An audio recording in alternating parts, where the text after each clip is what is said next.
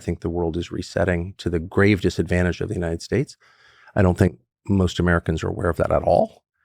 And so that's my view, and I've stated it many times because it's sincere. But my goal was to have more information brought to the West so people could make their own decisions about whether this is a good idea. I mean, I guess I reject the whole premise of the war in Ukraine from the American perspective, which is, a tiny group of dumb people in Washington has decided to do this for reasons they won't really explain. And you don't have a role in it at all as an American citizen, as the person who's paying for it, whose children might be drafted to fight it, just shut up and obey. I just reject that completely. I guess I'm a child of a different era. I'm a child of participatory democracy to some extent, where your opinion as a citizen is not irrelevant.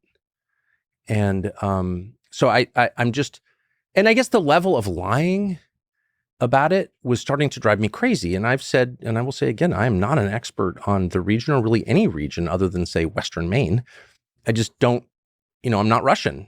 And, but it was obvious to me that we were being lied to in ways that were it was crazy, the scale of the lies. And I'll give you one example. The idea that Ukraine would inevitably win this war. Now, victory was never, as it never is, defined precisely. Nothing is ever defined precisely, which is always a tell that there's deception at the heart of the claim. But Ukraine's on the verge of winning. Well, I don't know. I mean, I'm hardly a tactician or a military expert. For the fifth time, I'm not an expert on Russia or Ukraine.